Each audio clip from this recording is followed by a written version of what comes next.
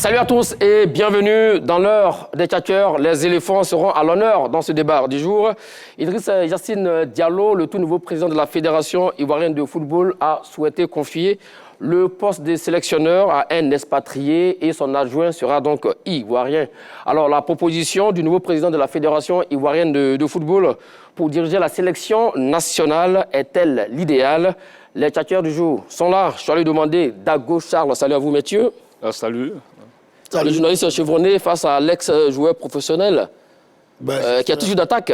Ah non, sur ce tableau-là, je ne peux que m'incliner devant Choualio parce qu'il fait partie de ceux qui ont fait des papiers pour nous encenser à l'époque. Donc, je peux profiter de l'occasion pour lui dire merci. Donc, vous êtes en face de votre faiseur de roi? Dans une certaine mesure, oui, quand même. Mais il a fallu quand même aussi que j'ai du talent. Parce que là, le tout n'était pas... Sinon, il aurait fait beaucoup de rois aussi. Mais non, effectivement, il avait du talent. Là, oui, du Stade d'Abidjan à l'Africa Sport d'Abidjan, à l'époque, effectivement, on a dû le voir, avec Mister Dago Charles. Après, bon, voilà, une campagne européenne. Le Keren, c'est bien cela? Oui, plus ou moins, oui. Ben, voilà. On espère avoir donc du débat avec vous. Alors, c'était donc l'une de ses promesses phares de campagne, confier la sélection nationale à un entraîneur expatrié et lui adjoindre un technicien local. Après son élection, le président Idriss Yacine Diallo l'a réitéré. Alors, pour ou contre, élément d'explication. Arrivé à la tête de l'équipe nationale de Côte d'Ivoire en mars 2020, sous l'égide de l'ex-COMEX, Patrice Baumel n'a pas été prolongé au terme de son contrat qui a pris fin le 6 avril 2022. Conséquence, le poste de sélectionneur de l'équipe nationale est à pourvoir. À sa prise officielle de fonction mercredi 4 mai, à l'issue de la passation de charge, Yacine Idriss Diallo, le tout nouveau président élu de la Fédération ivoirienne de football, a, à travers un communiqué, donné les critères que devra remplir le ou les sélectionneurs. Être titulaire de diplômes fédéraux ou étrangers obtenus à la suite des formations, licence A de la CAF, licence A de l'UEFA, licence professionnelle ou autre diplôme équivalent, avoir une bonne connaissance de la langue française. Ce dernier point nous donne un indice de la nationalité du futur sélectionneur en chef. Il devra parfaitement manier la langue de Molière. L'autre nouveauté de l'appel à candidature au poste de sélectionneur concerne également les locaux, c'est-à-dire un coach de nationalité ivoirienne qui remplirait toutes les conditions. Ce dernier sera l'adjoint de l'entraîneur principal. En clair, un duo de sélectionneurs pour emmener les éléphants à la victoire finale au soir de la CAN 2023 à Abidjan. Bien joué, disent les uns. Pour ces derniers, l'entraîneur ivoirien, qui connaît mieux les rouages du football local, va aider à l'amélioration sportive et associative. Faux, rétorquent les détracteurs de cette idée. De l'avis de ces observateurs acerbes, il n'y a jamais deux capitaines dans un bateau. Pour eux, le plus fort gagnera à dominer le plus faible et l'effet escompté ne sera qu'illusoire. L'exemple le plus parlant, c'est au Cameroun en 2018, où la sélection camerounaise avait été confiée à un duo de sélectionneurs néerlandais, Clarence Seedorf et son assistant Patrick Kluivert. Seedorf a cette envie de vouloir tout contrôler, donc je pense qu'il devrait déléguer un peu plus. C'était le morceau choisi par Alain Boumsong qui faisait partie du staff. En somme, il faut confier la sélection à un coach principal qui travaillera avec ses propres hommes choisis. Alors, la proposition du nouveau président de la FIF pour diriger la sélection est-elle vraiment idéale? Chers tchatcheurs, éclairez-nous.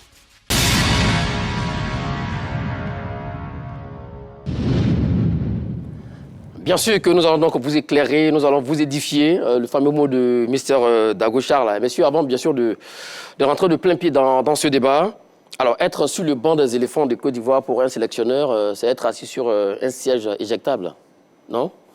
Oui, mais c'est tout entraîneur, tout sélectionneur, lorsqu'il est assis sur un banc, il a forcément assis sur un siège éjectable parce qu'un entraîneur est d'abord jugé, un sélectionneur est jugé au résultat, quel que soit votre background, quel que soit le projet que vous allez mettre en place. Si vous n'assurez pas le résultat, forcément vous serez limogé. Donc c'est d'abord le résultat et puis maintenant après, si il y a une bonne vision, un bon projet futuriste, c'est des éléments qui vont entrer en ligne de compte. Mais pour réussir le projet futuriste, ta vision, il faut d'abord assurer le résultat. Parce que si tu n'assures pas le résultat, ça va forcément handicaper ton rendement. rendement Bah, on a et l'impression ton projet. que Voilà. pour le poste même, au niveau de la sélection ivoirienne même, c'est encore plus compliqué. Non, mais tu sais, la liste est là, hein, depuis 1960 jusqu'à aujourd'hui, mais ces entraîneurs ont connu des fortunes diverses. On va y revenir sur le détail, dans le détail près de cette liste-là. Alors, être sur le banc des éléphants de Côte d'Ivoire, c'est un siège éjectable ou pas? Non? Oui, c'est un siège, c'est tout à fait normal qu'on le dise, dans la mesure où la Côte d'Ivoire regorge des talents. Et donc, Vous parlez d'un joueur. Oui, en parlant des joueurs. Et donc, quand on n'arrive pas à satisfaire, en termes de rendu, les éléphants, les Ivoiriens, c'est tout à fait normal qu'on vous éjecte. On n'aurait pas dit cela ou on n'aurait pas pensé comme ça pour certaines nations qui sont pratiquement des nations Exactement. dépourvues C'est pour cela qu'on pose la question. de joueurs de valeur et autres, Voilà, oui. des sélectionneurs à qui on pourrait donner suffisamment de temps. Mais aussi, il faut reconnaître que l'équipe de Côte d'Ivoire regorgeant tellement de talent qu'il va falloir qu'un sélectionneur, lorsqu'il arrive, qu'il s'inscrive pas dans la durée, hein, dans l'immédiateté, parce que c'est très important pour nous. Les Ivoiriens sont très exigeants avec les différents sélectionneurs, parce que nous sommes fins connaisseurs du football. Ça, il faut le reconnaître. Donc, les autres nations qui laissent les sélectionneurs un peu plus à la tête de l'équipe nationale, elles ne sont pas plus des fins connaisseurs? Non, ce n'est pas ce que je dis. Moi, je parle de ma gouverne. D'accord. Je parle de ce que je sais, de ce que j'apprécie le mieux. Après, comme Charles l'a dit, là, je suis d'accord avec lui, tout est une question de projection. Quel est le projet qu'on met en place? Si c'était un projet de 4-5 ans, mais là aussi, il faut que la fédération communique sur le projet. Quand je prends le cas de Kamara Ibrahim, qui devrait être là pour conduire l'équipe qu'il avait durant la CAN 2019, pour conduire cette équipe à la CAN à domicile, on ne lui a pas donné ce temps alors qu'il était inscrit dans ce projet. Vous comprenez? Donc, tout pour moi découle d'abord du projet et après, on peut apprécier. D'accord, on pose la question, on va voir déjà la fameuse liste dont vous parliez à l'instant, mon cher Charles, demander. On pose la question parce que oui, depuis 1960, depuis 92 également, hein, date du premier sacre des éléphants de Côte d'Ivoire. C'est quoi? Un sélectionneur à la tête des éléphants de Côte d'Ivoire, c'est pas plus de 2 saisons. Hein. Voilà, on va voir Stilique, Vaïd Alizodi, Sabri Lamouchi, Hervé Renard, jusqu'à Patrice Baumel tout récemment. Comment l'expliquer? Écoutez, tout à l'heure, je parlais de fortunes diverses au niveau de la durée de vie des sélectionneurs sur le banc des éléphants. Parce que, comme il le disait, vous savez, on a en face un public qui est exigeant, qui est même connaisseur. Il faut le dire tout net. Le public ivoirien est exigeant, c'est un public connaisseur. Et le football, c'est la passion des Ivoiriens. L'équipe nationale, c'est l'équipe des Ivoiriens. Les Ivoiriens, ils aiment leur équipe nationale. Donc, ils ont un regard vraiment critique sur leur équipe nationale. En face, il y a une presse sportive... Pas trop poussé souvent? Oui, mais ça, c'est ça. En face, il y a une presse sportive aussi qui est critique. Et ça, c'est le lot des grandes nations de football. Quand vous allez, même moi, je le dis souvent, je dis ici que cette presse sportive ivoirienne même est un peu amorphe. Parce qu'il y a des presses sportives comme en Italie, en Angleterre et autres. C'est des presses agressives qui ne laissent pas de répit même aux sélectionneurs, aux différentes équipes. Maintenant, ce que tu dis, la durée de vie, je parle de fortunes diverses. Quand tu prends le cas de Philippe Troussier, il n'a pas fini sa mission à la tête des éléphants. Oui. Je me souviens très bien de ce fameux match face au Nigeria en 1993. Il gagne 2-1 à l'aller. Et il se fait battre 4 à... Non, il gagne 2-1 à l'aller, Oui. face à une armada de stars du Nigeria. Rachidi Yekini et Rachidi autres. Okocha, non pas Okocha, oui Okocha. Oui, il était là, et tout autres. jeune. Et puis, il est limogé avant le match retour. Mais comment expliquez-vous cela? Donc, il y a des problèmes politiques, Mais parce qu'on savait qu'effectivement, au match retour, ça allait être vraiment l'enfer. Non, c'est pas ça. Il y a eu des problèmes. Il y a eu des problèmes. Avant ça, je prends en 92 Yo Marshall, qui gagne la Coupe d'Afrique des Nations avec les éléphants. Pourquoi on ne laisse pas Yo continuer? Puisqu'il a gagné la Coupe d'Afrique. Mais pourquoi Yo est écarté au profit de Philippe Troussier? Donc ça, c'est pas la presse. Ça, c'est les dirigeants qui l'ont fait. Je prends le cas de Zahir François, en 2012. Finaliste de la CAN 2012.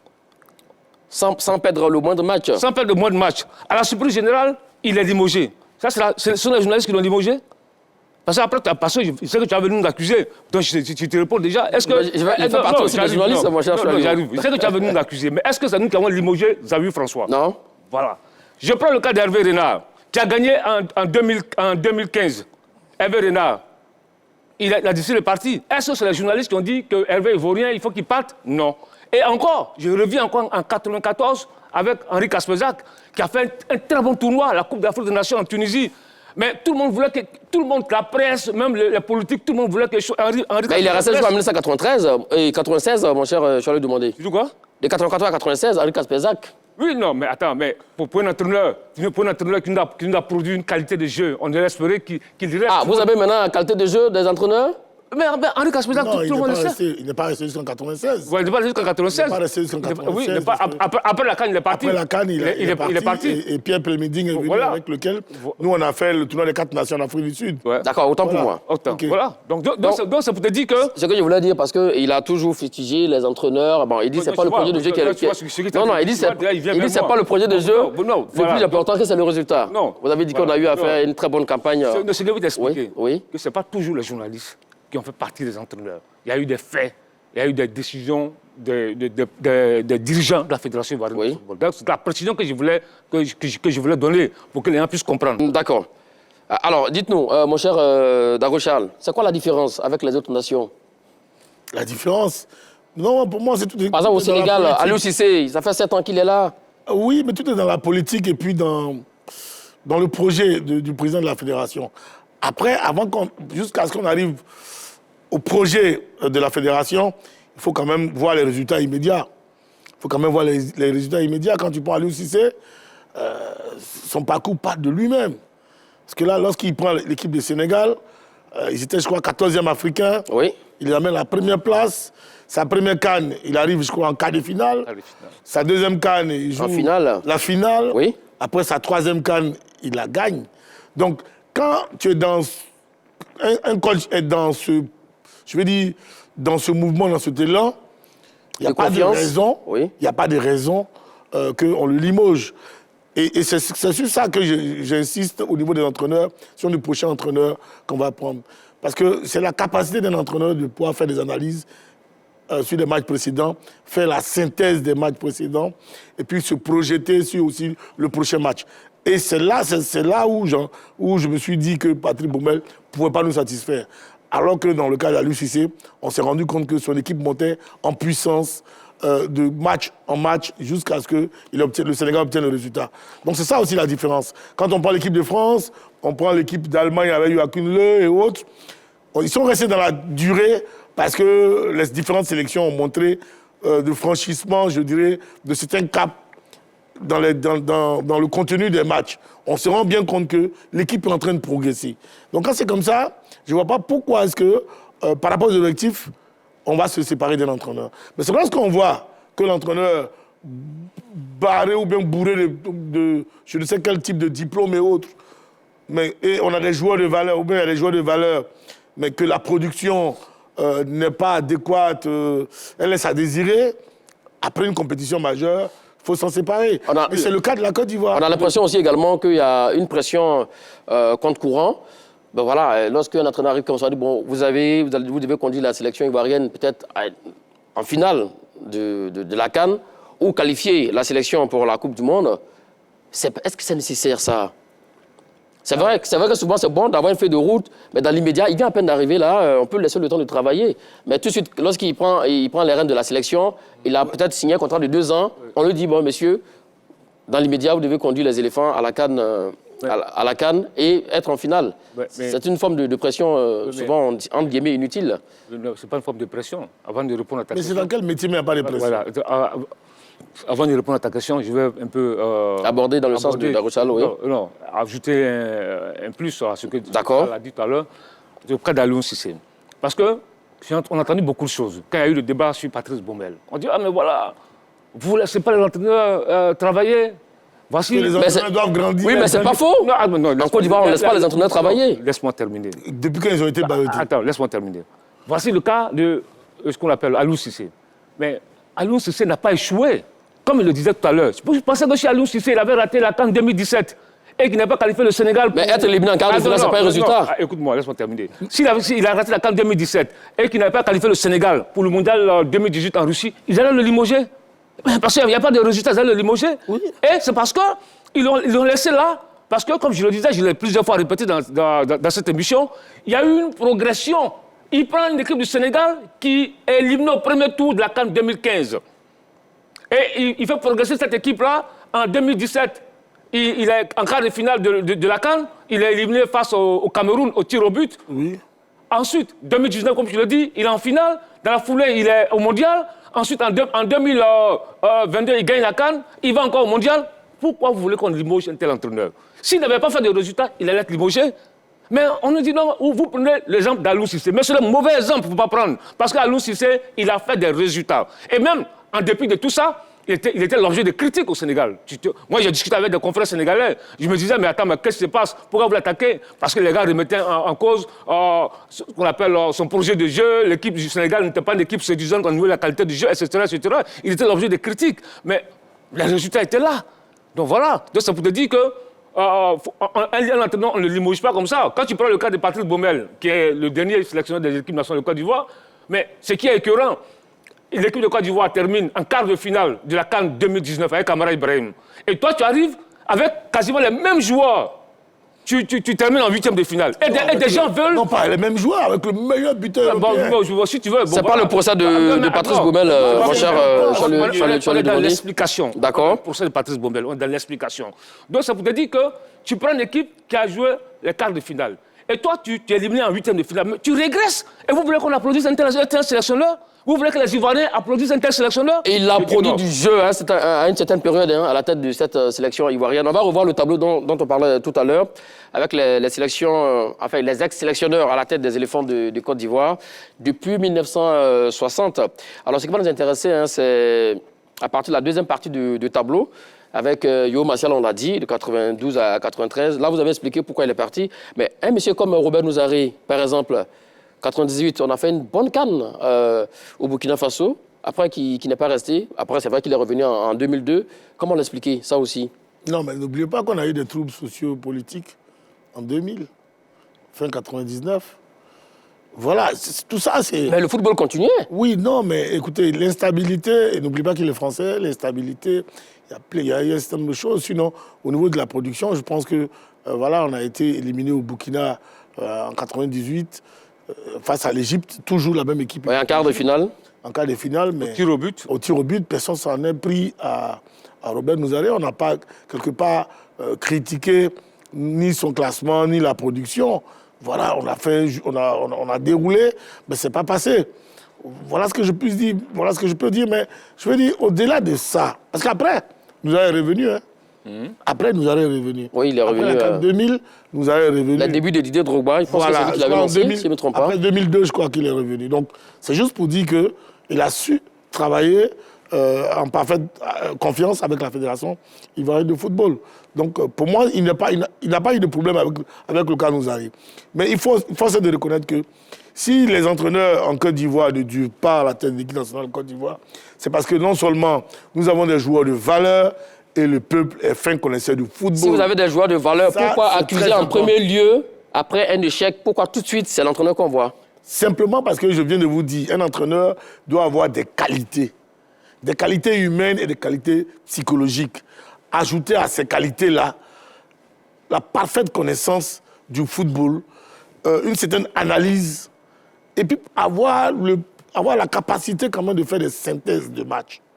Parce que c'est ce qui vous permet, quand vous voyez Ancelotti battre au vu au-dessus de tout le monde, toutes ces grandes nations-là, là où on pense que c'est perdu, il fait ces changements qu'il faut, où il faut, dès la 90e minute. Où le mais en même temps, c'est le joueur qui rentre qui donne oui, mais confiance à son coach, non? Vous savez ce qui se passe dans la tête d'un joueur à la 90e minute?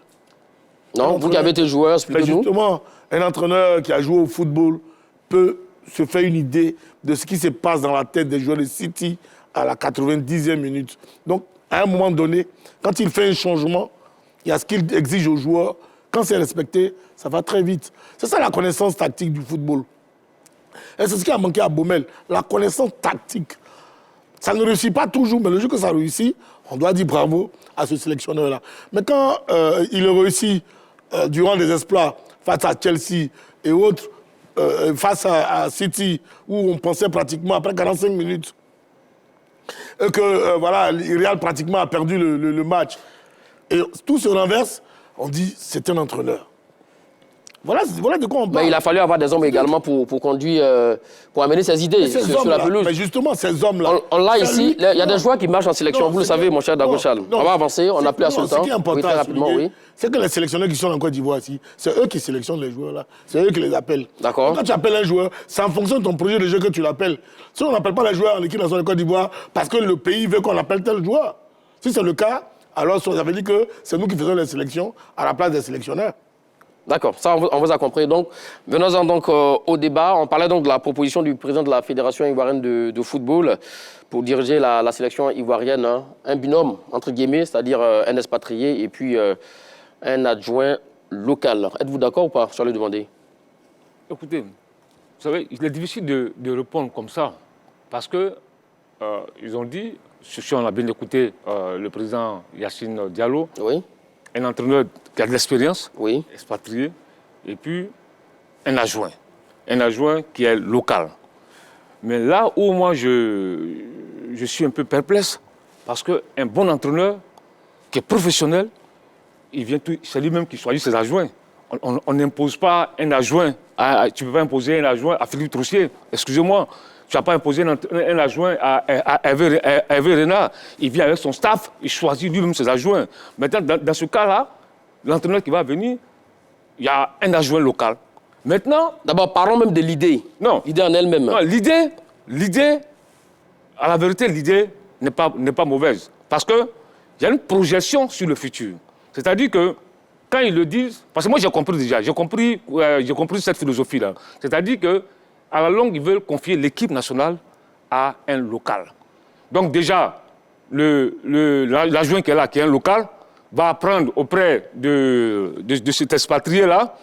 Et puis Donc, il faut toujours apprendre auprès des expatriés. D'accord. C'est un choix. OK. C'est un choix, c'est une promesse de campagne, c'est dans ce programme. Donc on respecte, il veut appliquer son programme, qu'il l'applique. Maintenant, l'idée, c'est après confier l'équipe nationale à un technicien local. Un technicien local. Mais maintenant, il faut que ça continue. Parce qu'ils veulent peut-être en finir avec cette épopée des sélectionneurs expatriés. Maintenant, dans la foulée, il faut préparer aussi. Il faut préparer ces locaux-là. Il faut les préparer. Il faut les préparer pour le futur. Et il faut leur donner... Je vois que vous n'avez pas envie de vous mouiller clairement. Je ne me mouille pas. Écoute-moi, oui. Je t'explique. Moi-même, c'était mon idée. J'ai toujours pensé comme ça. C'est-à-dire que demain, il faut confier l'équipe là à des Ivoiriens. Mais maintenant, les Ivoiriens, il faut les former. Et là, j'ai compris un peu leur projet. Mais là où je suis gêné, c'est quand ils disent que... et c'est ce qui m'intéresse. Où je suis gêné quand ils disent, bon, on prend un expatrié, et puis il y a un local qui est là. C'est pas l'entraîneur expatrié qui vient avec son adjoint. C'est là il y a un problème. Ou bien, vous choisissez le mec, il arrive, expatrié, il vient, il forme son staff, il a son adjoint, il a son préparateur physique, il a son chargé de vidéo, etc., son assistant vidéo. Et puis après, s'il part, vous confiez l'équipe à un local, tranquille, comme le Ghana l'a fait. Ils ont pris le risque de confier l'équipe nationale du Ghana à un ancien joueur, Ado, qui était coach adjoint au Borussia Dortmund. C'est lui qui a qualifié le Ghana pour le mondial. Pour le mondial. Oui, ça, en allant battre le Nigeria. Hein. Oui, face au Nigeria. Ça, c'est un choix aussi. Ils ont pris le risque de le faire. On a vu le résultat sur 2 matchs. Maintenant, nous, ce n'est pas le cas. Voilà. D'accord. Sur la question, sur l'idée même. Non, moi, l'idée me plaît. Ah oui? Oui, l'idée me plaît. À quel niveau? L'idée me plaît parce que c'est le fait que, dans un premier temps, que ça soit une promesse de campagne. D'accord. Ensuite, que ça soit un engagement. L'un qui prend le pouvoir, tout de suite, il dit, voilà ce que j'avais promis, je m'exécute. Ça, c'est très important. Donc déjà, cette idée d'abord me plaît, puis dans son exécution elle-même, ça me plaît. Maintenant, moi, où je ne suis pas tout à fait d'accord avec l'idée, c'est si on a une telle pensée que j'épouse, pour moi, on n'a pas à aller à un appel à candidature. Pourquoi? Oui, parce que quand tu prends le truc, le courrier de l'appel à candidature, même l'Ivoirien, ça dit Rigo Gervais. Oui, on parle de licence, Voilà. licence A. Non, ça veut dire que Rigo Oui. Gervais peut postuler. Ça veut dire que Rigo Gervais peut postuler et que, mais que Rigo ne sera pas entraîneur principal. Donc il sera forcément après choisi comme entraîneur adjoint. Il y a eu 2 appels à candidature, hein, pour le poste de sélectionneur et puis pour le poste de sélectionneur adjoint. Oui, mais quand on dit, pour moi, hein, quand on dit tout de suite que l'entraîneur principal doit être un expatrié et le coach adjoint doit être un national, ça veut dire qu'on a déjà fait des choix. Ça veut dire qu'on a déjà fait des choix. Donc, ça veut dire que Rigo Gervais ne peut pas aller postuler pour le coach principal, il doit postuler pour être adjoint. Alors qu'il a les mêmes diplômes, selon ce qu'ils ont écrit, ils ont les mêmes diplômes que les expatriés. Donc, pour moi, ça ne vaut pas la peine d'organiser, à la limite, un appel à candidature pour le coach Donc, principal. là, vous parlez de l'appel à candidature. Voilà, pour le D'accord. coach principal, il fallait juste l'organiser pour les adjoints. Maintenant, où je suis d'accord, fondamentalement, où je suis un peu différent de Choix Dumondé, Et c'est ce que nous intéresse, nous sommes dans le débat, voilà, oui. c'est le fait qu'il n'accepte pas que ce soit la politique du président de la fédération. C'est-à-dire que c'est le président de la fédération qui dit que c'est sa politique à lui. Et donc cette politique-là, on aura le temps de l'apprécier. Mais ce n'est pas parce que c'est sa politique à lui que ça veut dire que forcément c'est une bonne idée, entre guillemets. C'est lui qui a été élu 81 voix. Et lorsqu'il promettait ça Non, mais ça, c'est très important. C'est une promesse de campagne qu'il a faite. 63 voix, oui. À ses membres actifs-là, il leur a promis, il respecte sa parole. Donc, pour moi, il a fait une promesse, il va au bout de sa promesse. Après, peut-être dans son agencement, on peut peut-être apporter... Mais vous savez très bien qu'un sélectionneur qui a du caractère ne va jamais accepter qu'on lui adjoigne un adjoint. Ça veut dire quoi? Ça veut dire que tu ne postules pas pour l'appel à candidature. Si tu dois absolument venir avec ton adjoint, tu n'as pas à postuler. C'est aussi simple que ça. Parce qu'on t'a déjà bien dit que c'est Dago Charles qui sera ton adjoint, parce que Dago Charles est ivoirien, ou Charles Diomandé, parce que Charles Diomandé est ivoirien. Donc si tu dois venir postuler, c'est en connaissance de cause, en mon sens. Mais tu ne viendras pas postuler, après ta rétention, nous dire, moi je veux absolument venir mon adjoint. Ah non. Vous pensez que ça peut marcher? Ça ne marche. Si le président Idriss Yassine Diallo se permet d'accepter cela, il me trouvera sur son chemin. Mais je ne crois même pas qu'il puisse accepter cela. Sinon, il serait irresponsable. Je ne crois pas qu'il veuille accepter cela. Je ne crois pas. D'accord, allons-y, Charles Dumondé. Parce que tu vois que dans ce que tu dis, où moi je suis un peu perplexe, c'est-à-dire que donc ça veut dire qu'on n'aura pas un bon entraîneur à la tête des éléphants. Pourquoi? Non, Et qui aura la main libre. J'arrive. On n'aura pas un entraîneur expérimenté, un entraîneur classe, vraiment à la tête des éléphants. On va peut-être prendre des menus prétends qui vont venir là. Non, parce que... non, mais un bon entraîneur, Charles, un bon entraîneur, il va toujours choisir lui-même son adjoint. Tu ne peux pas imposer... Tu prends un entraîneur, je dis n'importe quoi. C'est pour ça que je dis... Ouais, non, mais C'est j'arrive. vrai que tu t'appelles un bon entraîneur. Si tu prends l'exemple de l'un des meilleurs qui est Didier Deschamps, s'il souhaiterait postuler, qu'il voit l'appel à candidature tel que c'est écrit, il ne viendra pas postuler. Mais c'est là où vous rejoignez l'idée de Charles Dumondé. Voilà. Alors que c'est un bon profil pour la sélection. Non, mais mais c'est pour ça que j'ai dit tantôt, il aurait été souhaitable qu'il ne fasse pas cet appel à candidature. Voilà. Qu'il choisisse son entraîneur, qui lui sera obligé d'accepter que ça soit son adjoint numéro 1, soit un Ivoirien. Voilà. Ça te paraît au même, hein? Parce qu'il ne faut pas faire aussi ce qu'on a déjà vu, où on fait un appel à candidature. Et c'est ceux qui ont candidaté. Ceux qui ont candidaté là, ils ne sont pas retenus. Exactement. On va chercher quelqu'un d'autre. On l'a déjà vu ici. Ouais. Donc c'est pour ça que je le dis. Donc c'est sa politique. Il dit que c'est ce qu'il veut faire.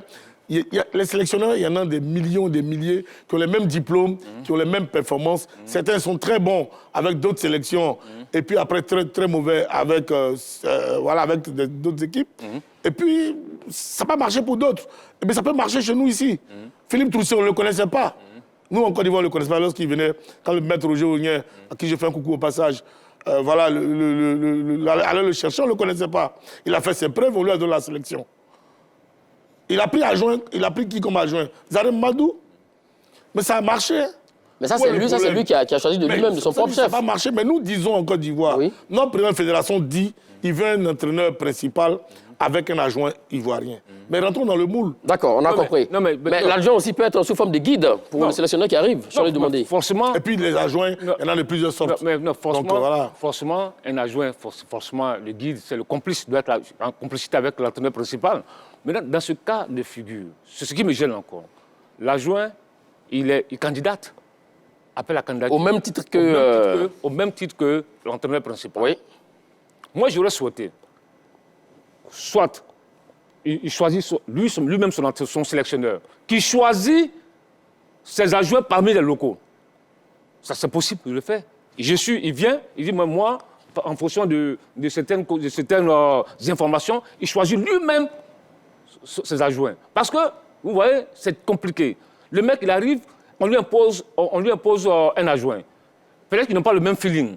La complicité ne passe pas. Forcément, ça peut rejaillir sur la production de l'équipe. C'est normal d'ailleurs. Déjà, vous doutez de la mise en place de cette commission qui va choisir l'adjoint. Mais attends, tout à l'heure, toi-même, tu as dit tout à l'heure que ici, qu'il y a des entraîneurs qui n'avaient pas candidaté, et puis ils sont allés prendre d'autres. Il y avait des commissions qui étaient en place. On sait comment ces commissions-là travaillent souvent. Non, c'est pas non,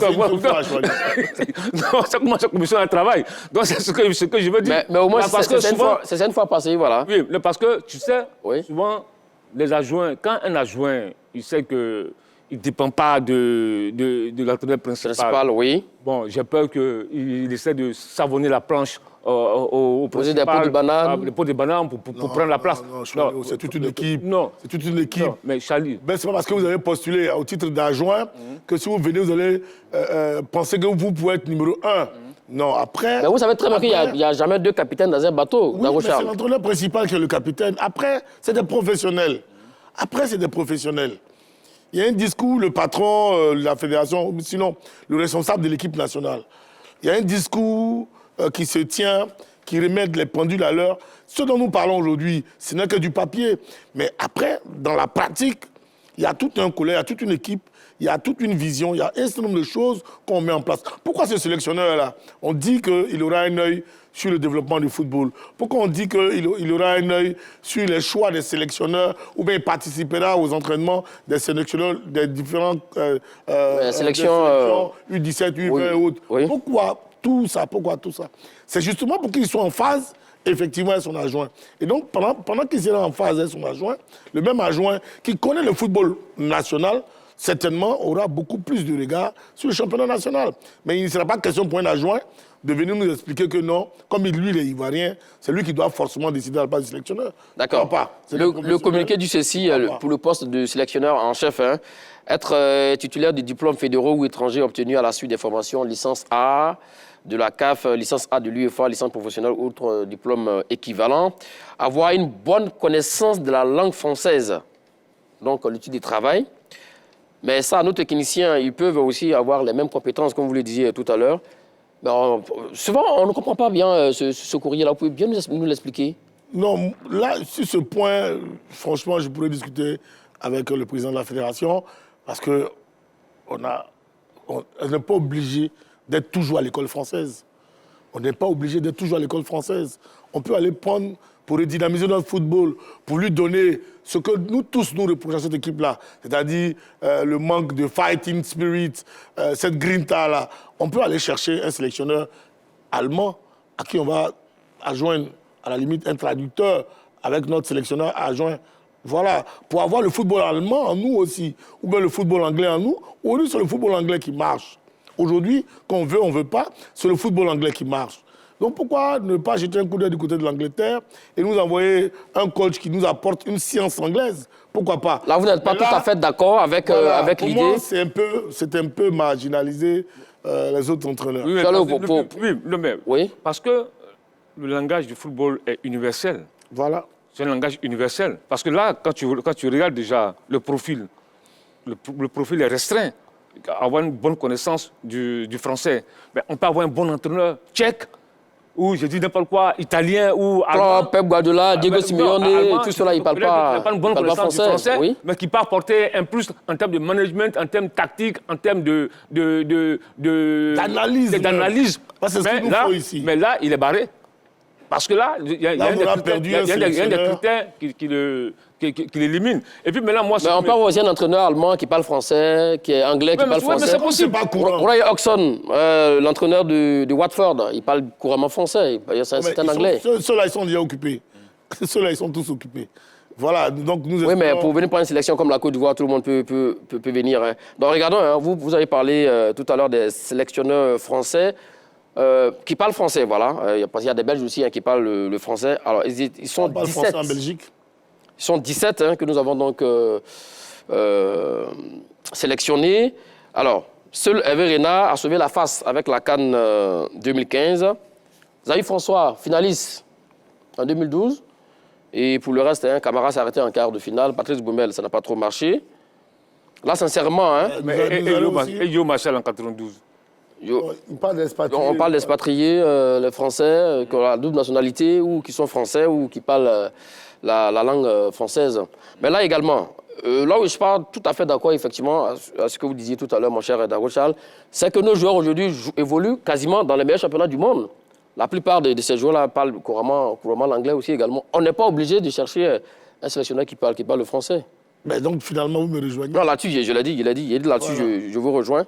Alors, pour terminer rapidement, qui a le meilleur profil? Quel profil il faut pour être sélectionneur de Non, pour moi, si on saute, des éléphants. Pour moi, si on saute, si la commission peut faire abstraction de cet élément qui est la meilleure connaissance de la langue française, c'est vrai que nos joueurs, c'est vrai que 80% de nos footballeurs s'expriment mieux, comprennent mieux le français, c'est vrai. Mais le football étant une langue universelle aujourd'hui, on a les Ivoiriens qui évoluent au Mexique. Hein. Au Mexique, voilà, le petit Akeloba, il évolue au Mexique. Donc là-bas, on parle espagnol. On peut l'appeler en sélection. Et donc pour moi, si on enlève cette histoire de la langue française... Tout sera parfait. Ça peut aller. Mais sincèrement, je ne voudrais pas que cette commission-là refasse les mêmes erreurs de la dernière commission.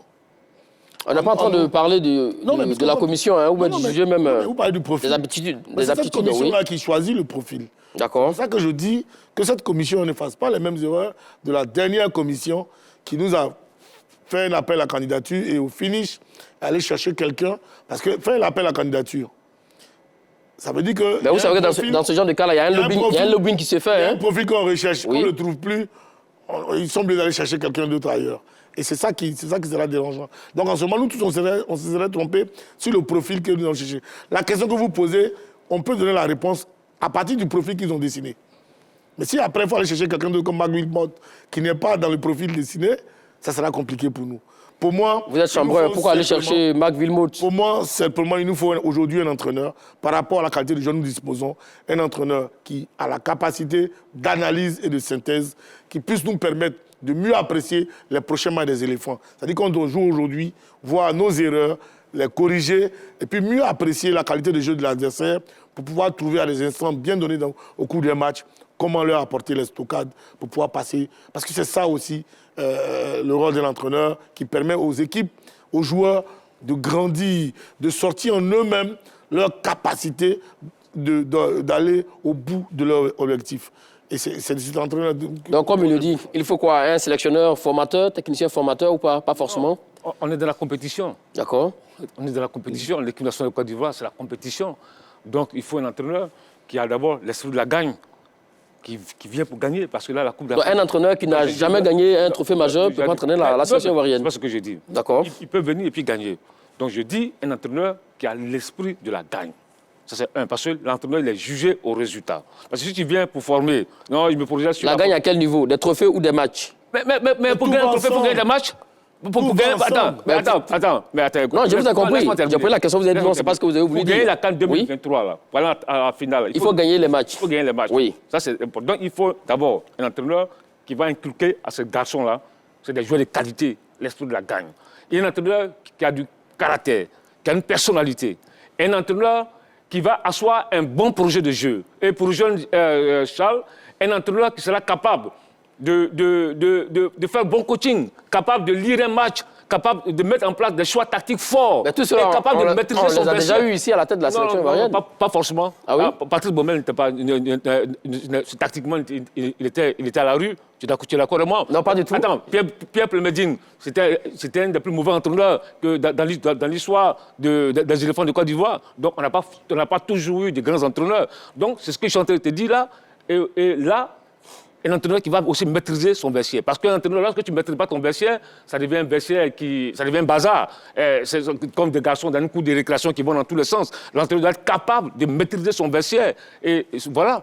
Maintenant, Oui. ce qui me gêne un peu, dans les missions qui sont assignées aux futurs sélectionneurs, on nous dit que, si j'ai bien lu, je ne sais pas si je me trompe, Oui. on dit qu'il doit atteindre au Les moins demi-finales. les demi-finales de la On CAN. va revenir, ce sera probablement l'un de nos prochains sujets, effectivement, sur la mission. Au moins, une finale de. C'est bien Non, cela, hein? au moins les Une demi-finales demi-finale de la CAN de la CAN. Alors que nous organisons la CAN à domicile. Ouais, moi, la, petite, ça me gêne un peu. la petite parenthèse. Parce qu'il faut avoir de l'ambition. Restons sur le profil du sélectionneur. Il faut avoir une ambition aussi mesurée. Non, mais Charlie, C'est pas le sujet pour le moment. C'est pas le sujet aujourd'hui, Charlio, Dabo Charles, c'est pas le sujet. C'est pas le sujet, Charlio demandé. Charlio demandé, vous aurez le temps de parler de ça. Ce n'est pas le sujet, messieurs. Charlio, Dabo Charles, ce n'est pas le sujet. Quand on dit au Continuons. moins les demi-finales, Oui. ça voudrait dire... Ça Non, voudrait dire... Ce n'est pas le sujet, Dabo Charles. C'est très important. Non, on aura le temps de parler de ça. Ouais. On va passer là-dessus, ce n'est pas le sujet. Il parlait tantôt de sélectionneur qui a du caractère. Mais ça aussi, il y a l'envers du décor. Il y a des garçons qui ne supportent pas du tout la pression. Mais attendez, moi je ne sais pas, que je sois demandé de m'expliquer, c'est qu'un entraîneur qui a du caractère. La pression, la discipline, il y a des c'est- garçons qui... C'est pas ce qu'ils veulent dire, c'est pas Oui. ce que Choiseul veut dire quand il parle d'entraîneur de caractère. Mais attendez, tout individu a du caractère. Je ne connais pas quelqu'un qui n'a pas de caractère. Après, ça dépend de comment on l'extériorise, comment on le met en valeur. Vous n'allez pas me dire que Yao Martial n'a pas de caractère. Moi, on n'a jamais vu Yao Martial crier. oui. Non, je viens. Vas-y. Vous n'allez pas me dire que Kamara Ibrahim n'a pas de caractère. Mais ceux qui le savent, que c'est à cause de son caractère, justement, qu'on l'a viré. Et pourtant, certains Ivoiriens pensent qu'il n'avait pas de caractère. Pourquoi Zahir François a été viré? On dit qu'il a trop de caractère. Bon, enfin... Non, finalement, qu'est-ce qu'on veut? Qu'est-ce qu'on veut? Donc, moi, le C'est ça? caractère, c'est pas ça le plus important pour moi. Parce qu'on peut être caractériel. Qu'est-ce qui est le plus important? alors Caractériel. Qu'est-ce qui est le plus important? Pour moi, Oui. c'est ton coaching. C'est d'avoir les valeurs humaines et psychologiques, je l'ai dit. Parce que tu peux avoir ce caractère, crier, mais dans ce que les Ivoiriens pensent celui qui a du caractère, c'est celui qui fait des grands gestes, qui s'égosille là, qui crie, et Non, mais c'est pas ça, avoir du caractère. Tu peux faire tout ça sur un joueur, mais si le message principal ne passe pas, si tactiquement tu ne l'orientes pas, tu ne lui permets pas de sortir en lui toutes les qualités dont il dispose pour pouvoir mieux... Mettre le joueur en confiance. C'est Oui. que tu n'as pas de caractère. Tu peux bon crier. Pour moi, l'entraîneur qui a du caractère, c'est celui-là qui permet à un joueur de sortir... Le meilleur de lui-même. Le meilleur de lui-même à travers un discours qui lui permet de franchir un palier. C'est ça un entraîneur qui a du caractère. Permettre à un garçon de grandir. Quand on voit des gens comme Salah, Sadio Mané, on connaît leur parcours. Ils ont connu des parcours difficiles. Mais Jürgen Klopp les récupère aujourd'hui. Ils sont incroyablement inimaginables. Ils font partie des meilleurs joueurs du monde. On n'a jamais vu Jürgen Klopp en train de crier, vociférer. Vous comprenez? C'est savoir faire passer son message, savoir se faire écouter, savoir se faire comprendre, et puis savoir transmettre son message. Moi, c'est ce que j'appelle entraîneur de caractère. Mais pour les uns et les autres, comme les joueurs ivoiriens sont des millionnaires ou des milliardaires, il faut un entraîneur qui a la même surface financière, sinon ils ne vont pas l'écouter. Mais écoutez... Pour terminer rapidement, je vais demander. En 15 secondes. Non, c'est important de répondre à ce qu'il dit. Parce que... En 15 secondes, on n'a plus assez le temps. Oui, il y a un problème de la définition du caractère. Je te donne un exemple. Quand tu parles d'un entraîneur qui a du caractère, je prends l'exemple de la CAN 2017.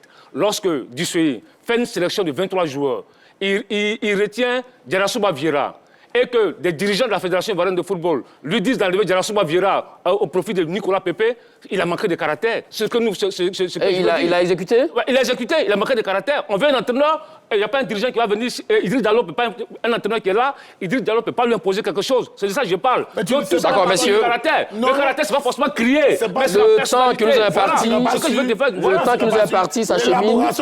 Dago Charles, le temps que nous est imparti est terminé. Je suis allé demander, Dago Charles, messieurs, on n'a plus assez le temps. Le temps que nous est imparti, On l'a imposé. Charles, on va se calmer. D'abord, Charles, on se calme. On aura le temps de revenir là-dessus. Charles, demander. Il peut pas être dans l'avion en train de partir. On sait ce qui s'est passé. Il a manqué le temps que nous est parti est terminé. En tout cas, les informations que nous avons en notre possession, les dossiers de candidature sont recevables du 5 mai au 10 mai à 17h. Et puis le 11 mai, on connaîtra le nom du nouveau sélectionneur de la sélection ivoirienne. D'accord, Charles, il paraît que vous avez donc déposé votre candidature, c'est bien cela? Bon, on te souhaite bonne chance d'ailleurs. Sélectionneur, mais peut-être la DTN. Bon, voilà, bonne chance à vous aussi également, je vais demander, parce qu'on ne sait pas qui sera donc le nouveau sélectionneur de la sélection ivoirienne. C'est la fin de cette émission de l'heure des Tchakers. On se retrouve très prochainement, messieurs, l'émission est terminée. Allez, on se retrouve très prochainement pour d'autres numéros de l'heure des Tchakers. D'ici là, portez-vous bien. Le débat plaisir, c'est toujours sur les antennes de la 3.